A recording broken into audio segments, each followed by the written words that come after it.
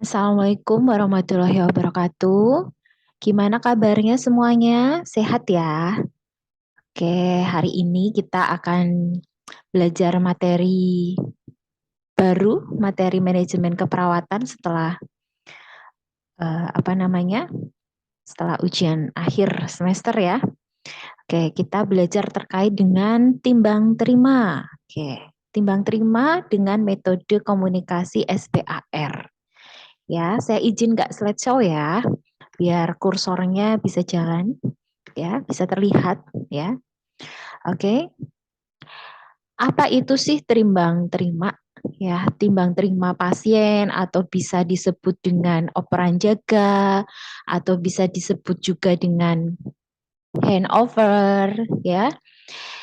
Itu adalah salah satu bentuk komunikasi dari perawat atau bidan ya yang merupakan bagian dari aktivitas manajemen keperawatan atau manajemen kebidanan. Timbang terima atau operan jaga, operan shift, itu adalah juga merupakan teknik atau cara untuk menyampaikan atau menerima sesuatu, menerima laporan, menyampaikan laporan yang berkaitan dengan kondisi atau keadaan klien atau pasien. Ya, timbang terima ini penting sekali dan biasa dilakukan sebagai perawat ya di rumah sakit itu pasti melakukan timbang terima atau operan jaga ya atau operan shift tadi. Menurut Perry Potter tahun 2004, timbang terima adalah proses transfer perpindahan informasi penting. Jadi informasinya itu penting ya untuk asuhan keperawatan pasien secara holistik, secara menyeluruh ya, komprehensif, dilakukan secara komprehensif dan aman yang bertujuan agar pelayanan yang diberikan itu dari setiap perawat itu saling berkesinambungan. Jadi di sini kalau misalnya si pagi mau menerima operan jaga dari yang sip malam ya, maka sip malam itu akan memberitahukan terkait kondisi pasien yang penting, informasi penting. Tadi malam kondisi pasien seperti apa, yang sudah dilakukan apa, yang belum dilakukan apa, yang harus dilakukan oleh si pagi itu apa. Nah, itu yang akan dijelaskan di timbang terima. Timbang terima pasien itu dirancang sebagai salah satu metode untuk memberikan informasi yang relevan, ya, informasi yang relevan pada tim perawat pada setiap pergantian shift-nya. Ya, jadi setiap ganti shift itu ada namanya timbang terima atau peran jaga, ya, agar shift yang selanjutnya yang menerima operan jaga itu tahu apa yang akan dilakukan. Slide selanjutnya ada tujuan timbang terima, ya. Kenapa sih timbang terima itu dilakukan? Yang pertama adalah untuk meningkatkan akuntabilitas antar shift, ya. Untuk menjaga ini tanggung jawab masing-masing perawat antar shift-nya. Meningkatkan kepedulian terhadap pasien, kemudian meningkatkan kolaborasi dalam rencana perawatan pasien. Yang kedua, meningkatkan kemampuan perawat merencanakan dan memprioritaskan intervensi keperawatan. Apa sih rencana tindakan yang prioritas ya dilakukan pada perawat untuk mengatasi masalah pasien? Kemudian untuk meningkatkan kepuasan dokter, karena dengan adanya komunikasi timbang terima dilakukan, ya dokter itu juga tahu tentang kondisi pasien. Kemudian meningkatkan kepuasan pasien, ya jelas ini ya, pasien akan merasa betul-betul merasa dirawat dari yang shift pagi, shift sore, shift malam gitu. Dan meningkatkan partisipasi pasien dalam perawatan ya, jadi lebih kooperatif lagi pasiennya.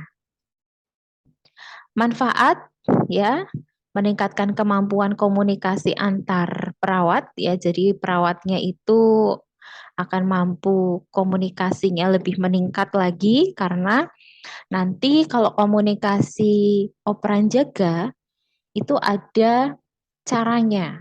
Ya, jadi tidak semuanya informasi itu dari buku RM ya atau rekam medis ya, dari statusnya pasien di rekam medis itu semuanya disampaikan, itu tidak ya.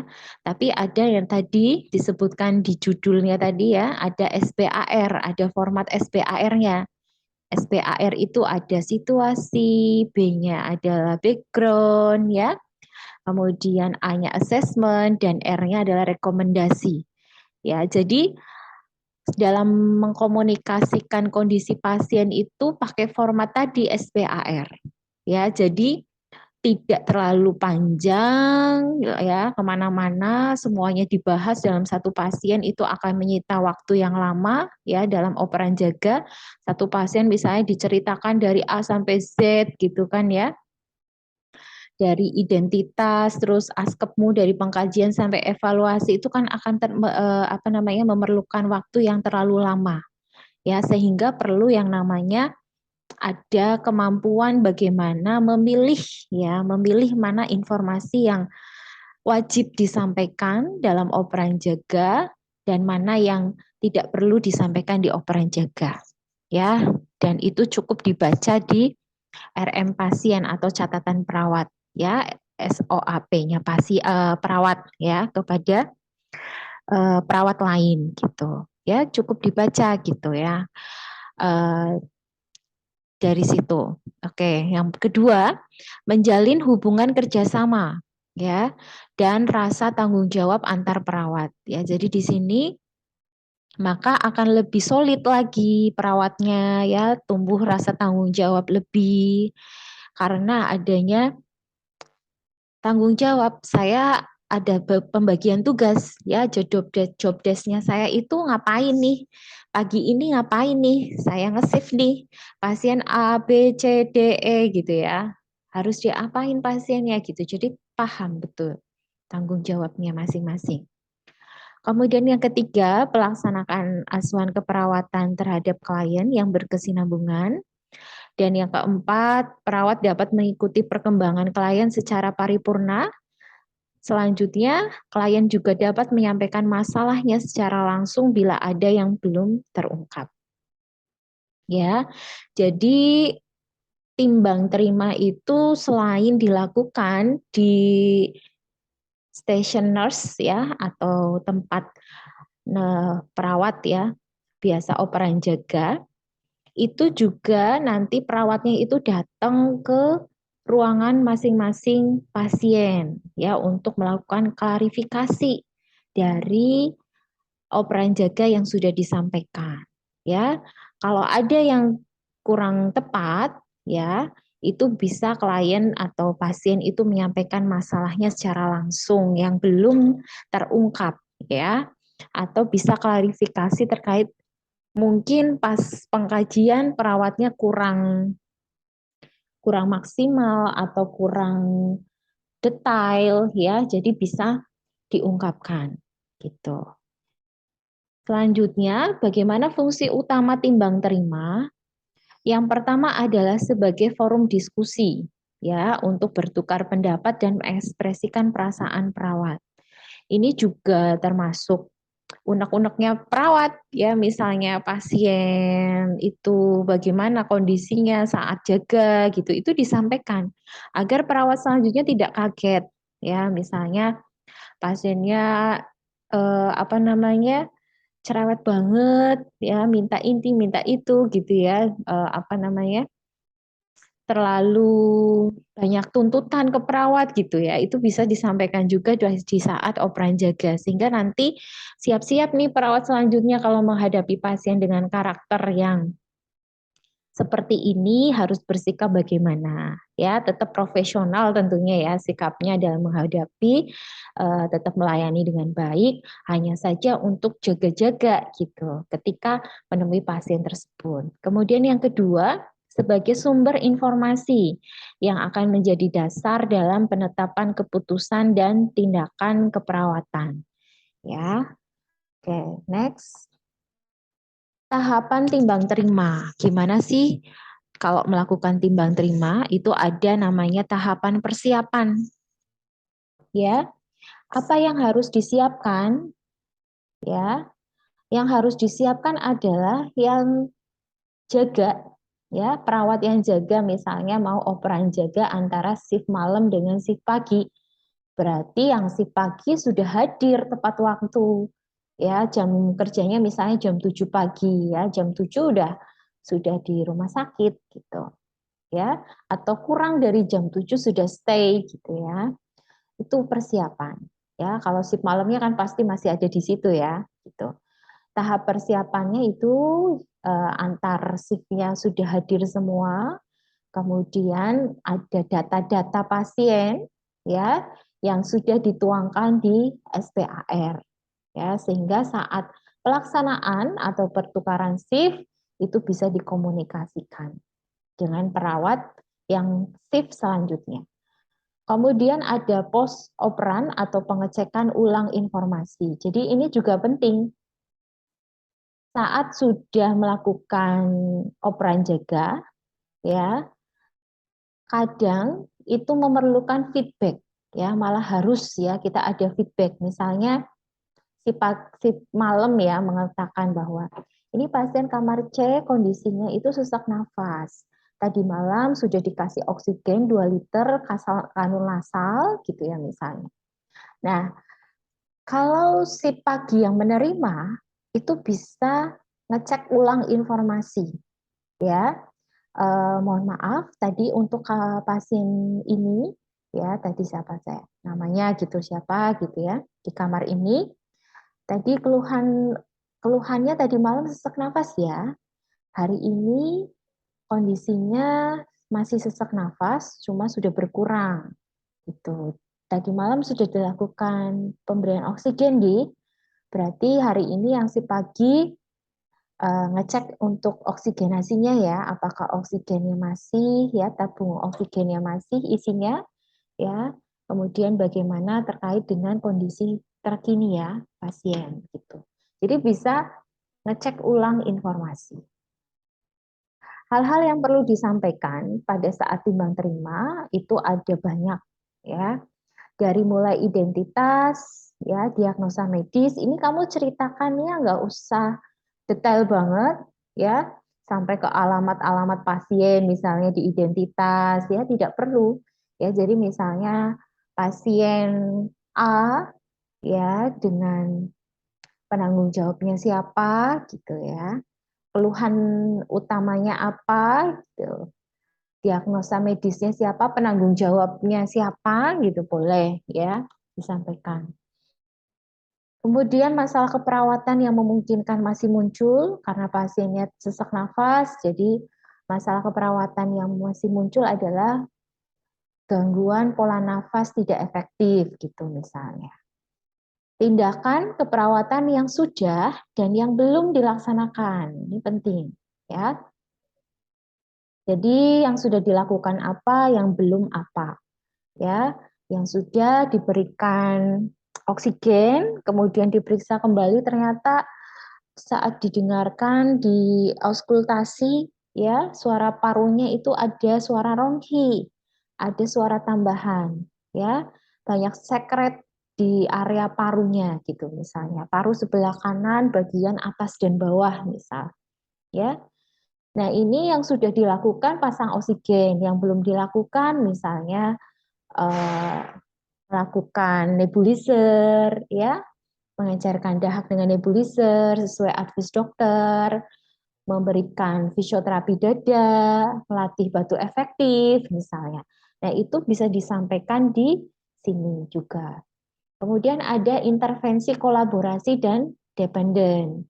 Ya, jadi intervensi atau rencana ya yang dilakukan oleh perawat, yang dibuat oleh perawat ya pakai format ONEC ya. ONEC ya masih ingat ya? Ada O observasi berarti lihat tanda-tanda atau monitoring gitu kan ya. Pernafasan pasien misalnya O, kemudian N nursing ya, nursing itu ada perawatan pasiennya ya. Jadi misalnya fisioterapi dada, kemudian lakukan batuk efektif gitu ya. itu dependen. Dan intervensi kolaborasi terkait dengan obat, ya, perlukah pemberian nebulizer dengan Ventolin misalnya, ya, itu bisa dikomunikasikan kepada dokternya. Selanjutnya, rencana umum dan persiapan yang perlu dilakukan dalam kegiatan, ya. Jadi misalnya ada operasi, pemeriksaan lab, ya, misalnya si pagi nanti jangan lupa ya untuk lakukan pengambilan darah untuk pengambilan hasil darah, ya, nanti untuk diperiksa di lab karena pasien butuh ini karena pasiennya lemas, jadi ada pemeriksaan HB, ada pemeriksaan misalnya terkait dengan ureum kreatinin mungkin, ya, dan lain-lain itu bisa disampaikan, ya. Persiapan konsultasinya kapan, ya, kemudian prosedur lainnya yang tidak dilaksanakan secara rutin itu juga bisa dilaksanakan.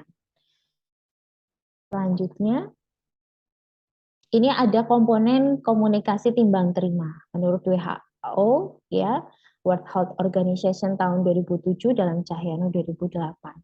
Ada kebijakan yaitu pendekatan standarisasi komunikasi serah terima saat alih tugas antara staf dan antara unit perawat pasien ketika terjadi operan jaga, ya.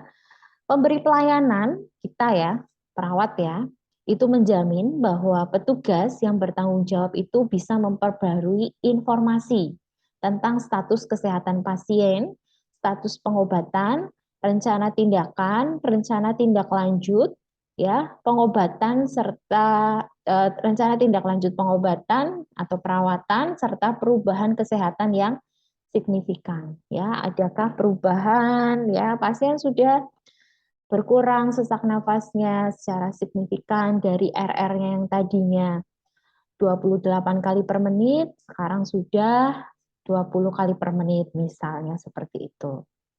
Kemudian pasien itu sendiri akan melibatkan keluarganya, ya, dalam mengambil keputusan, ya. Jadi di sini keluarga pasien itu bisa diklarifikasi, ya, terkait dengan informasi yang sudah diberikan oleh perawat. Informasi pasien itu tentang keadaan pasien yang terkini, ya, obat yang dipahami oleh pasien itu apa, ya, sudah paham atau belum bagaimana cara merawatnya, ya, merawat pasien, misalnya obatnya apakah sudah dipantau dengan baik, misalnya obat oral, ya, kalau obat suntik kan dari perawat. Tapi kalau obat oral, keluarganya bagaimana, apakah sudah memberikan atau belum, ataukah ini kewenangan perawat sendiri yang menyiapkan obat oralnya, gitu, sehingga minumnya teratur. Selanjutnya, setelah dari pasien itu ada komunikasi timbang terima pasien antar shift, ya. Ini menggunakan pendekatan yang terstandarisasi untuk mengurangi kebingungan, yaitu tadi dengan SPAR, penggunaan alokasi waktu yang cukup, ya, jangan sampai terlalu panjang, terlalu lama ditimbang terima atau operan jaga sehingga perawatannya lama, ya, atau ke pasiennya jadinya sedikit, ya, waktunya, gitu. Ya, komunikasi terima-terima ini memberikan informasi yang tertulis tentang diagnosis, rencana terapi pengobatan, dan hasil pemeriksaan. Ya, termasuk kalau perawat adalah bagaimana cara perawatan selanjutnya, intervensi keperawatan yang harus dilakukan. Ya, metode komunikasi dalam timbang terima itu ada timbang terima model tradisional yang dilakukan hanya di meja perawat. Penggunaannya satu arah, ya, informasi yang dilakukan mencakup tindakan keperawatan secara umum.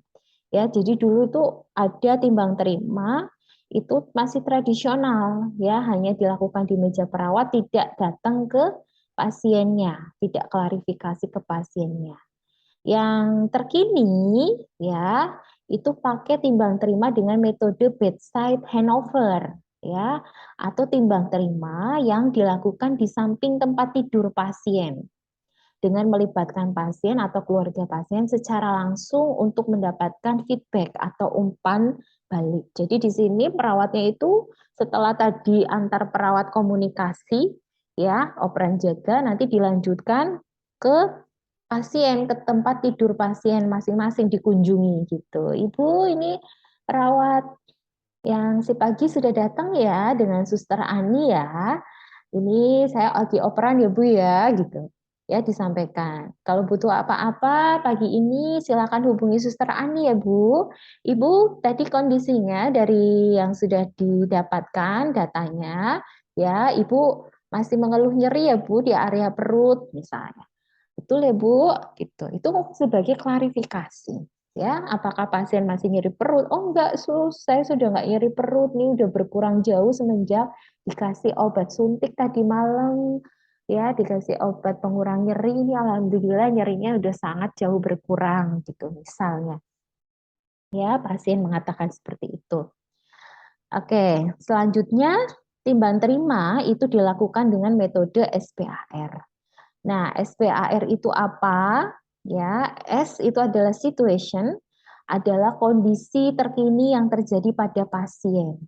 Ya, sekarang itu seperti apa situasinya yang terkini pada pasien. Jadi dari data pasien yang meliputi nama pasien, di ruang mana, ya, tanggal lahir itu boleh, tanggal masuk rumah sakit, berapa hari dirawat, ya, 3 hari sudah dirawat, ya, dokter penanggung jawabnya siapa, perawat penanggung jawabnya siapa, di ruang mana, nomor berapa, ya, alasan masuk rumah sakitnya apa, diagnosa medisnya pasien, ya, tipoid atau gagal ginjal kronik misalnya, ya, dan tentunya masalah keperawatan, ya.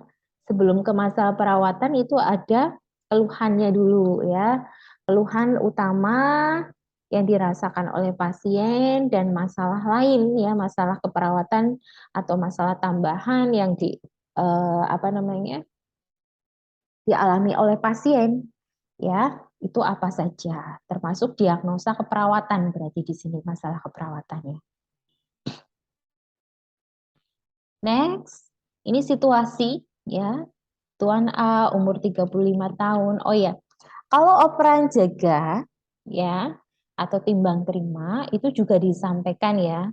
Jadi, misalnya hari ini jumlah pasien itu total berapa? Pasien yang apa namanya baru masuk berapa, yang pulang berapa gitu ya. Jadi totalnya berapa itu juga disampaikan ya, gitu di situasi ya. Jadi disampaikan sebagai prolog, baru nanti ada situasinya seperti apa dari Tuan A, umur berapa, ya, tanggal masuk eh, rumah sakit tanggal berapa, berapa hari dirawat, dokter penanggung jawabnya siapa, perawat penanggung jawabnya siapa, diagnosa medis dan sebagainya. Ya, termasuk tadi ada nomor kamar, kamarnya di mana gitu ya. Itu. Ya. Keluhannya apa saja disampaikan. Ya, misalnya mual muntah, tidak nafsu makan, lemes dan apalagi disampaikan. Masalah keperawatan apa aja ya dari pasien itu juga disampaikan. Kemudian background. Background ini adalah menjelaskan kondisi pasien secara lengkap ya, dari riwayat penyakitnya, mungkin pengobatan sebelumnya, riwayat alergi, hasil lab atau hasil ronsen kalau ada, ya, pengobatan ya pakai apa aja obatnya, dan intervensi keperawatan yang sudah dilakukan, ya, respon pasiennya terhadap tindakan perawatan dan pengobatan juga bagaimana. Ya, ini di background itu misalnya gagal ginjal kronik, ya, tidak ada alergi, pasien bed rest total. Ini diceritakan tentang kondisi pasien, urinnya, balance cairan, ya, mualnya masih ada selama dirawat, uremnya berapa, ini kondisi yang terkini, ya. Pasien program HD berarti riwayat penyakitnya ya, riwayat penyakitnya sudah 2 kali seminggu, Senin dan Kamis, sudah terpasang infus, dokter sudah ngapain ya. Kemudian respon pasien bagaimana terhadap tindakan, dietnya bagaimana, dan rencana keperawatan selanjutnya juga bisa disampaikan di background. Kemudian assessment adalah hasil pengkajian kondisi pasien terkini. Jadi kamu menganalisa dari data background dan situasi tadi. Ya, misalnya assessment-nya contohnya begini, ya. Pasien untuk nutrisi masih kurang dari kebutuhan tubuh gitu ya. Jadi asesmen atau analisa dari masalah keperawatannya pasien ya. Kondisi saat ini pasien masih mengalami mual ya. Tadi malam mual ada 2 kali, masih mengalami muntah juga 1 kali ya. Kemudian pasien juga masih mengalami lemes ya dan sebagainya. Nah, itu bisa disampaikan di analisa gitu. Selanjutnya rekomendasi. Rekomendasi itu adalah informasi rencana selanjutnya gitu ya, atau rencana tindakan yang akan dilakukan. Ya, jadi rencana tindak lanjutnya apa, solusi yang bisa perawat tawarkan ke dokter. Dokter, apakah ya pasiennya itu sebaiknya dipasang apa diberikan nebulizer misalnya dengan Ventolin atau bagaimana ya dok karena ini sekretnya banyak gitu ya. Apakah apa yang perawat butuhkan dari dokter ya bisa kita tanya dokter untuk memperbaiki kondisi pasien saat ini mungkin dokter ada rekomendasi atau saran apa untuk pasien atau apa yang harus kami lakukan untuk memperbaiki kondisi pasien tuh ya. Oh ya silakan berikan Ventolin berapa gitu ya, berapa mili dalam waktu berapa dosisnya dan sebagainya, dokternya ngasih resep. Kemudian pertahankan misalnya tentang cairan dan sebagainya. Ya, itu rekomendasi dari dokternya.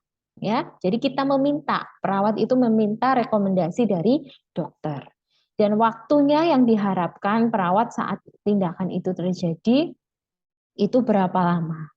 Itu direkomendasi. Ya, misalnya rekomendasi awasi balance cairan, batasi asupan cairan, konsul dokter untuk pemasangan dower kateter dan sebagainya. Ya, termasuk obatnya, termasuk bagaimana intervensi keperawatannya gitu. Ya. Saya rasa cukup ya. Selanjutnya kalian lihat video ya, video timbang terima yang saya role play ya, role play video timbang terima yang saya share ya, silakan dilihat dan bagaimana komunikasi SBAR-nya. Begitu. Oke, orang yang sukses itu tidak selalu orang yang pintar, tapi orang yang sukses adalah orang yang gigih dan pantang menyerah, ya. Oke, kalian harus semangat untuk belajar meraih impian kalian jadi perawat profesional.